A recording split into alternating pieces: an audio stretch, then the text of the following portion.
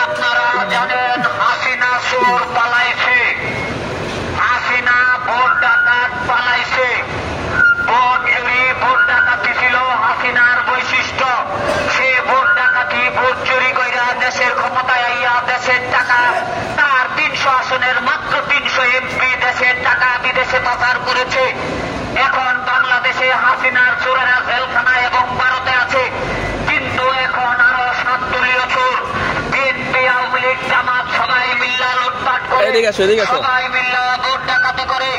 BNP vote নির্বাচন, অথচ বাংলার মাটিতে কোন ভোট হতে দেওয়া যাবে না। আওয়ামী লীগে যেমন ছিল বিএনপিতে আছে, সব দলে আছে। এদিকে একটু কথা কই। হ্যাঁ, তুমি রোজা আছো? না।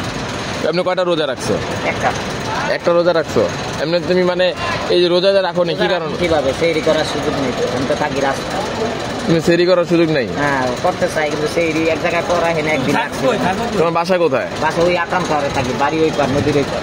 নদীর পার? মিডিয়ার লোক। আমি এই যে এখন কথা যেটা হচ্ছে যে এই আমার কথা হলো সব জায়গায় চোর বাট্টা, সব অন্যায় ভোট দরকার, আগে চাই অধিকার। সব সালারা বাটপার, অন্যায় ভোট দরকার, এখন চাই অধিকার। সব সালারা ভোট ডাকাতি কইরা দেশে খাইতো আওয়ামী লীগ, এখন আওয়ামী লীগ জাতীয় পার্টি সবাই মিল্লা লুট কইরা খায়।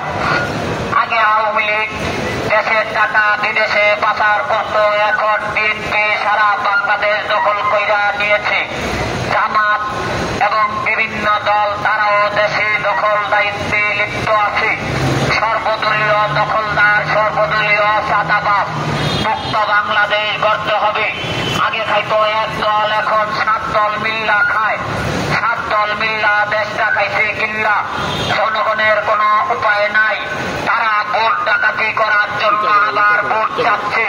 আমরা বলি বাংলার মাটিতে কোনো ভোট হবে না, এই ডাকাত চোর খুনিকে ধরতে হবে।